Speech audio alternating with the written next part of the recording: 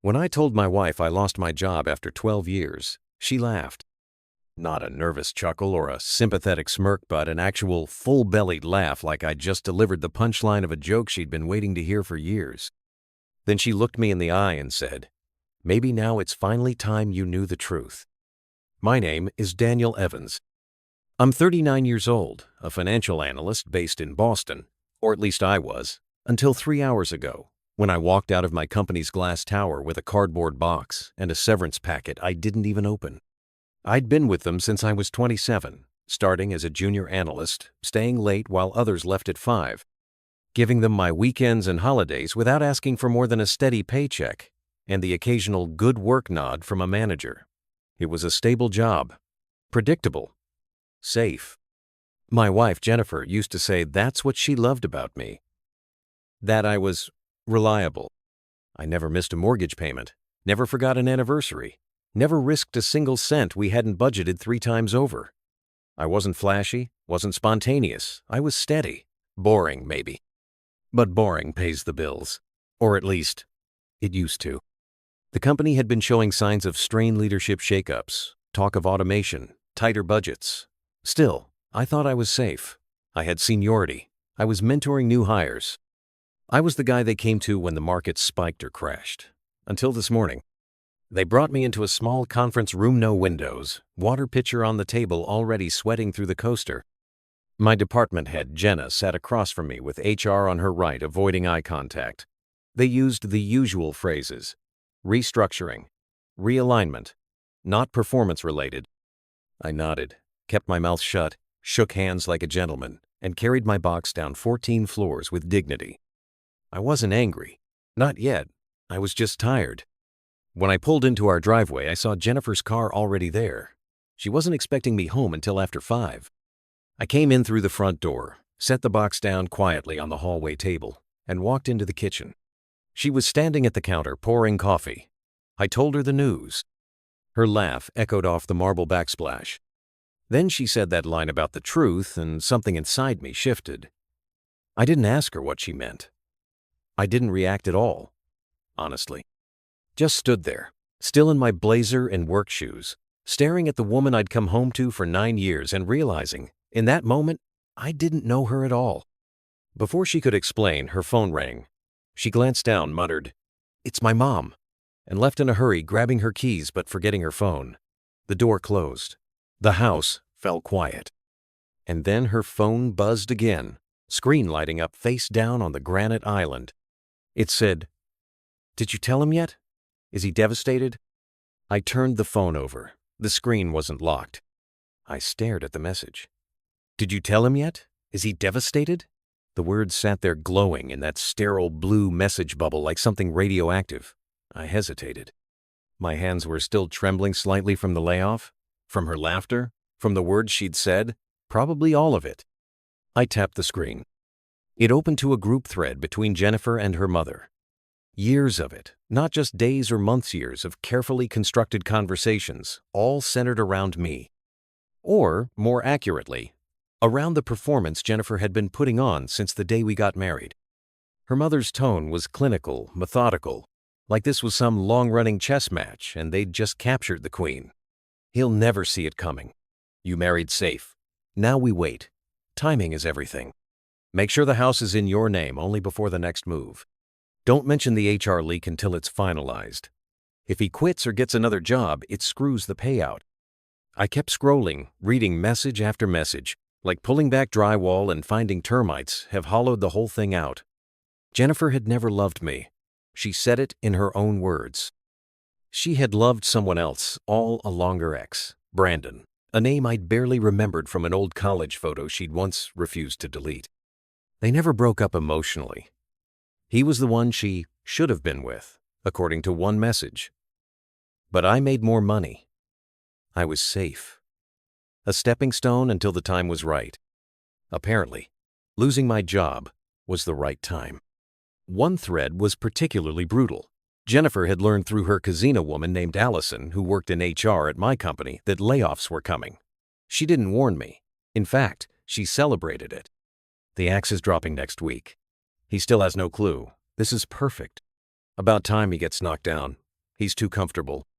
Get the papers ready. You'll get max settlement now that he's eligible for severance. A message from her mother followed. Cash out while he's still dazed. Don't let sentimentality ruin the plan. Brandon is ready when you are. I dropped the phone. Literally. It hit the counter and clattered to the floor, the screen facing up. I just stood there for a second, the blood draining from my face, staring down at the device that had just detonated my marriage.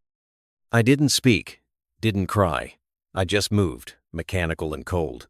Walked upstairs to our bedroom, opened the closet, grabbed a duffel, and started packing.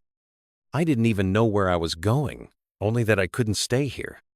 I packed light just enough for a few nights and grabbed my work laptop, the notebook where I tracked my side project, and the envelope I kept hidden with the incorporation papers and early-stage pitch deck for the app I'd been building in secret.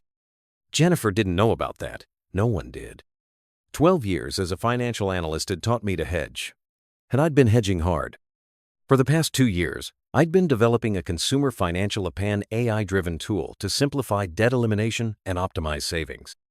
I built it in the quiet hours between 11 p.m. and 2 a.m., sacrificing sleep, weekends, and vacations. It started as a personal tool. Then some colleagues got interested. Then some friends of theirs. Then a beta test. Then yesterday. Yesterday was the day my inbox lit up with a term sheet from a venture capital firm in New York, $1.2 million seed round. I hadn't signed yet, hadn't told Anya Ninot, even Jennifer. I wanted to wait until the layoffs passed, make sure I wasn't being reckless. Irony, huh? By the time Jennifer walked back through the door, 20 minutes later, hair still damp from the rain, purse slung over one shoulder, I was already zipping up my bag. She looked at me like I was the crazy one. "Where are you going?" she asked, her voice almost amused. I held up her phone. "You left this." Her face went pale, but only for a moment. Then the smirk returned. "So, you looked." "I did." "Good," she said. "Then I don't have to explain." She set her purse down, casual as anything. "You were never going to be enough for me, Daniel. Not really. But you were useful. You made things stable. And now, it's time for something real." I didn't say a word.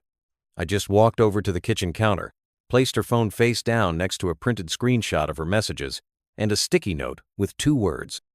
Truth received. Then I walked out the front door. And I didn't look back. I checked into a hotel near the harbor, paid for a week up front with my personal credit card, and turned off my phone.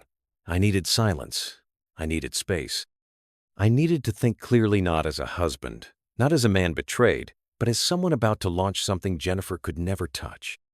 The next morning, I sat at the small desk in my hotel room, opened my laptop, and began pulling everything together: business documents, prototype code, user feedback from the beta group. Then I logged into my inbox. The term sheet was still sitting there. The VC firm Arcadia Capital had followed up twice already. I reread the message from the managing partner. "Daniel, we're impressed by what you've built. This is exactly the kind of financial democratization we want to back. Let's move faster. Offer stands. But others will follow." Others would follow. I hit reply.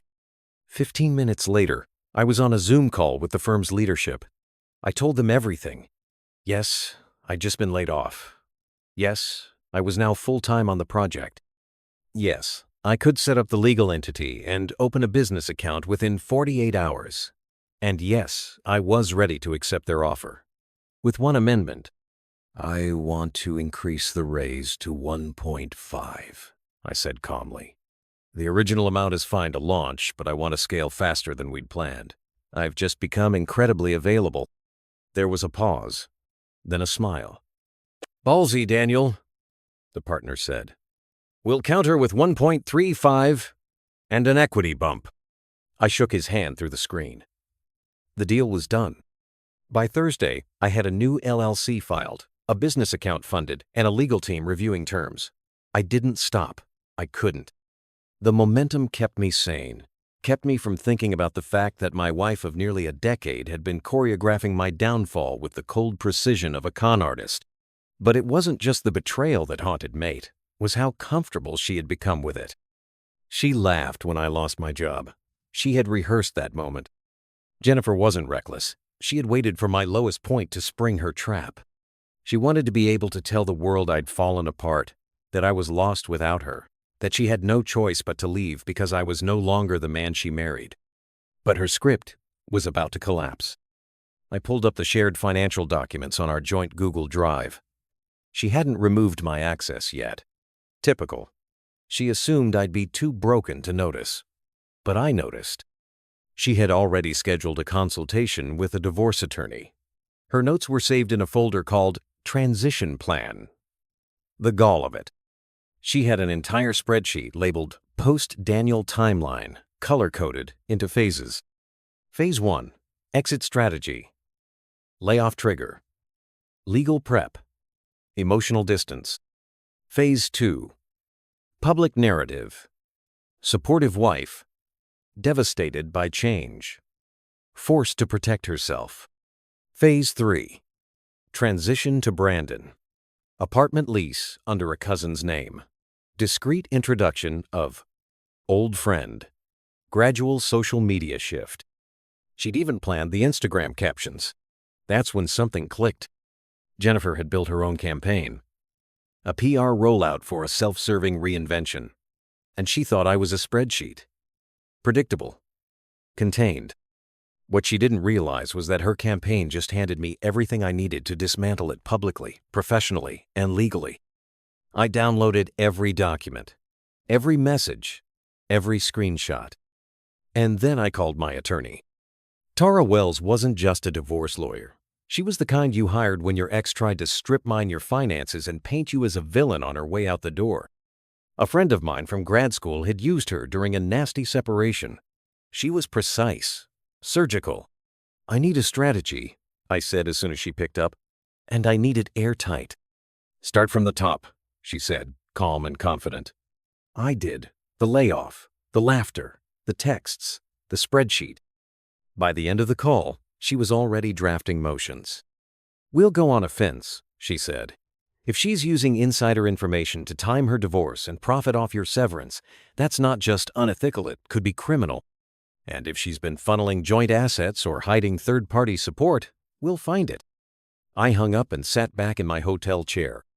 I had a legal team, a funding round, and a product ready to scale. Jennifer had a spreadsheet full of assumptions. And she was about to learn that when you bet against someone quietly building in the dark, you better hope they weren't building for war. The next morning, I moved my things out of our storage unit and into a furnished executive rent-a-loan of those sleek, minimal apartments made for consultants and visiting CEOs. I wasn't pretending anymore. I was the CEO now. I changed all my account passwords, removed my access to anything joint, froze the shared credit card, shut down the utilities in my name, and sent a certified letter to Jennifer's attorney informing her that I'd be seeking an immediate separation of assets due to documented financial manipulation and bad faith conduct. I didn't need revenge. I needed clarity, and I had it now. All I had to do was let her keep playing her game, while I rewrote the rules.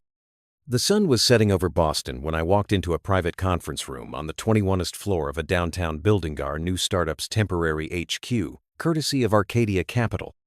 A glass wall overlooked the skyline, and across the polished table sat 3 people, a product advisor, an early engineer I'd just brought on board, and our legal liaison from Arcadia. On the screen was our roadmap. Q2 launch, private beta with 0 users, and onboarding for 4 financial institutions who were already interested in partnerships. Jennifer had no idea this version of me existed. Not the version building scalable infrastructure. Not the version negotiating valuation caps. Not the version who stopped caring about approval and started moving in silence. And while she was busy preparing her exit with sympathy strategy, I was laying the groundwork for a public exposure so meticulous it would look like fate turning on her. I got the first call from her lawyer that Friday. Mr. Evans, this is Carla Jennings, counsel for Mrs. Jennifer Evans. I'd like to confirm you've received the petition for divorce and schedule an initial mediation. Of course, I said smoothly. But you should also know my attorney has submitted a request for injunctive relief. Jennifer may want to review the evidence we're including. There was a pause. Evidence? Yes, I said calmly. Documents regarding financial misconduct, collusion to withhold insider information for personal gain, and coordinated timing with a third-party romantic partner. Long silence. I see, Carla said finally. I'll advise my client. I ended the call and immediately forwarded the audio to Tara. That night, while sipping coffee alone on my rental balcony, I watched the notification blink. New message from Jennifer. So I guess we're doing this the ugly way now? I didn't reply. 20 minutes later. I didn't plan for this to happen like this. I was just tired of pretending. Still nothing from me. Then her third message. You don't get to play the victim when you weren't even present for half our marriage. That's what cracked it open for Minot, the betrayal. Not the plan, not even the laughter. That, the narrative rewrite. She needed a story where she had the moral high ground. Where I had failed her long before she cheated. Long before she schemed. She needed to believe she was the one breaking free from a Casino, the architect of her own undoing. But the truth doesn't care about your narrative. Over the next week, Tara's firm filed motions to subpoena Jennifer's text logs, emails, and bank transfers going back 24 months. Brandon's name came up on 6 Venmo transactions each labeled with absurd euphemisms. Dog food, yoga mat, cleaning service. Cute. But the real smoking gun was a forwarded email chain we pulled from the metadata in Jennifer's shared Google Drive folder, an overlooked artifact she'd failed to delete properly. It was from her cousin Allison. You didn't get this from me, but Daniel's name is on the next round of layoffs. You should be ready. If he signs severance papers, push for the divorce filing the same week. It'll keep him legally disoriented. And then Jennifer's response. Perfect. That gives me time to move the investment account and finalize the down payment with Brandon's agent. There it was. Premeditation. Manipulation. Coordination with an HR insider. Jennifer hadn't just betrayed me emotionally, she had weaponized my job loss. I instructed Tara to file a motion for fraudulent concealment, a legal maneuver that would give us grounds to invalidate the financial terms of the prenup and freeze any attempt by Jennifer to access joint accounts. The next morning, I transferred 90% of our savings into a separate legal trust pending court resolution. Jennifer's access? Revoked. Brandon's apartment lease? Flagged as suspicious. Her cousin in HR? Now under corporate investigation for ethics violations. I wasn't yelling. I wasn't raging. I wasn't stalking her socials or calling her friends. I was doing exactly what Jennifer never expected. Staying calm. Staying quiet. Staying 10 steps ahead. And I was about to make one more move. Through a contact at a fintech news site, I arranged for a soft press release under embargo, highlighting the launch of my app, our vision, our funding round, and a subtle line about founders with a personal mission to disrupt manipulative financial patterns in relationships. No names. No accusations. Just enough to light the match. The article was set to publish Monday. Jennifer wanted the truth to be her performance. She didn't realize I was building a stage of my own. Monday arrived like a stormfront, quiet at first, then chaos all at once. At 8:00 a.m., the fintech article dropped. Headline: Laid off analysts' financial wellness app raises $1.35 million to tackle hidden abuse in couples' finances. My name was in the second paragraph. Arcadia Capital's quote was in the third. Jennifer's wasn't mentioned at all. But everyone who knew us? They read between the lines. Within hours, my LinkedIn exploded with congratulations from old colleagues, college friends, even a few ex-bosses. My inbox filled with media inquiries and podcast invites. And then, unsurprisingly, came the text from Jennifer. What the hell is this article? I didn't answer. At 11:43 a.m., Tara called me. She's rattled, she said flatly. Her attorney's asking for emergency mediation. Apparently, Jennifer's worried this is becoming public. I leaned back in my chair, looked out at the skyline, and exhaled slowly. It is public, I said. That's the point.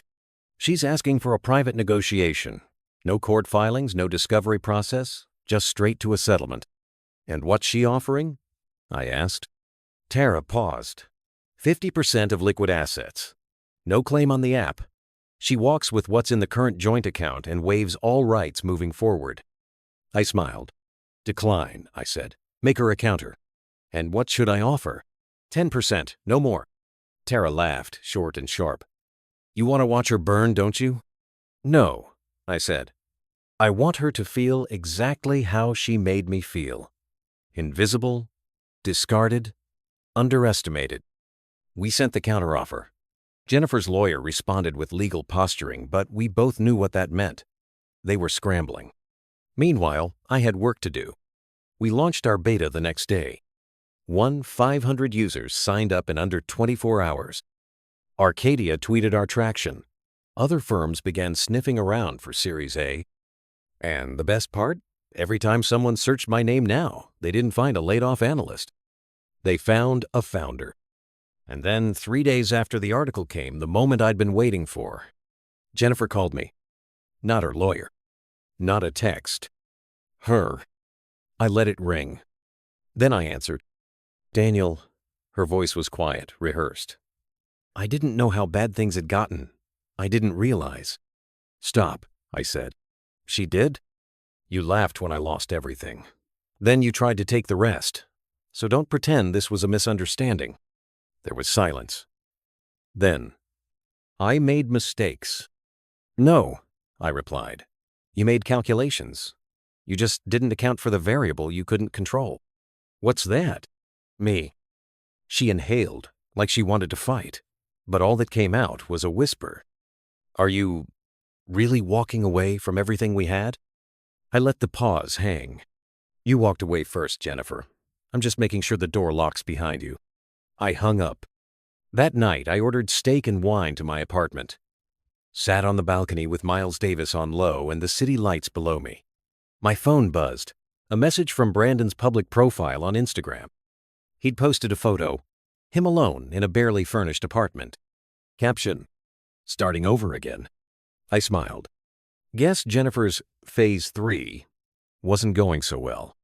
By the end of that week, her cousin Allison was fired from HR for leaking internal documents. Brandon was ghosted by the same firm that helped Jennifer move money, turns out. Fraud makes people nervous. And Jennifer?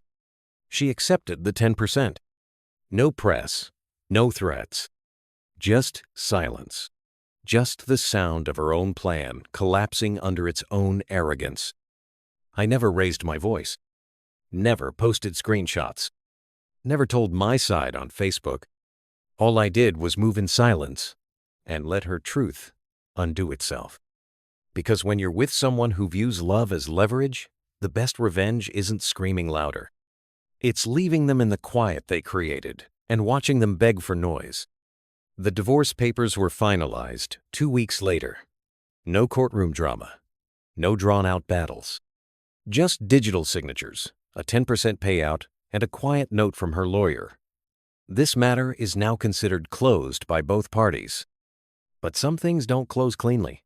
Not when they've been rotting underneath the surface for years. I thought I'd feel relief, maybe even peace. But what I felt was clean. Uncluttered. Like someone had finally cut away a tumor I'd convinced myself was a part of me. Jennifer moved out of our apartment the same week. She took exactly what she was. Allowed nothing more. No second trips. No, oops, I forgot this. No passive-aggressive notes. Just silence. The kind of silence that follows a failed con. I heard she'd tried staying with Brandon again. That lasted all of 6 days. He bailed when he realized she no longer came with a financial cushion. No severance, no bonus, no house, no future. She'd burned every bridge she thought she could cross twice. I never saw her in person again. But I did hear from people. An ex-friend of hers, someone who'd quietly distanced themselves from her months ago, DM'd me one night. She told people you became obsessive after the layoff, that you were depressed, erratic, financially unstable. She didn't know the article would go viral, or that her name would be associated with the wrong side of the story. Now she's blaming startup culture for ruining her life. Everyone sees through it now. I thank them. Not out of bitterness, just acknowledgement. The story had already written itself. And Jennifer wasn't the author anymore. Meanwhile, my life took a different shape. Our beta waitlist hit 0 users in 6 weeks. A national financial blog ran a profile titled, "Rebuilt from Nothing: How One Betrayal Turned into a FinTech Breakout." I didn't even pitch them. They came to me. Partnerships started stacking up. A credit union in Vermont.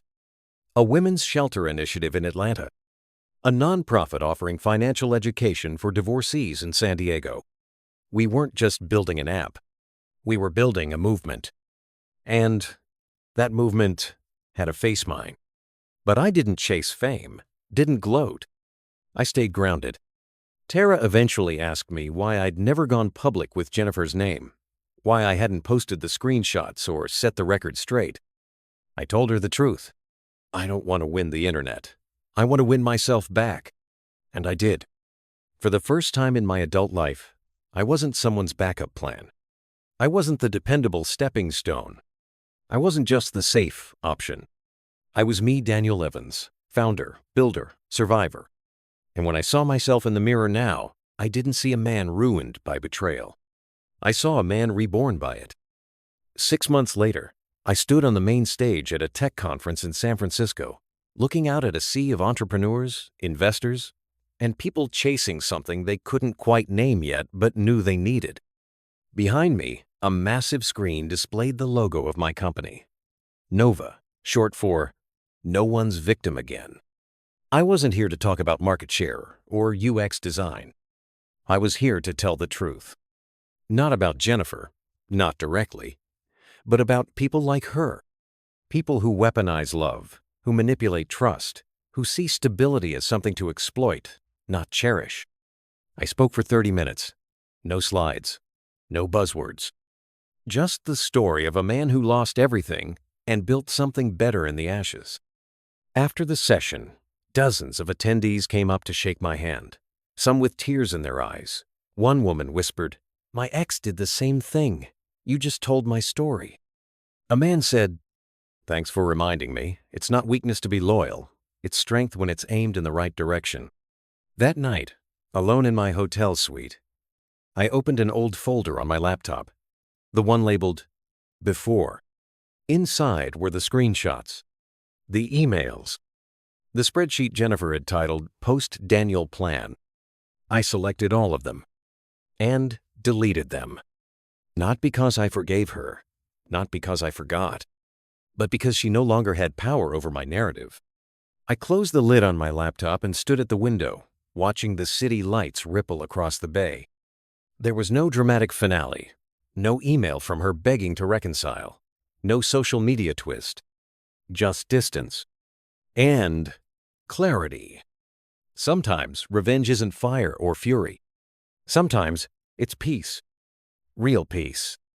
The kind that comes from knowing the person who once dismissed you, betrayed you, laughed at your downfall, now has to live every day knowing that the version of you she mocked was only the beta version. And the real one? The real one built something that outlived her lies. And that's how I learned that truth doesn't need an audience-only time. What would you have done in Daniel's place? Drop your thoughts in the comments. Hit like, subscribe to Revenge with Max for a new powerful karma story every day, and share this with someone who needs to hear it.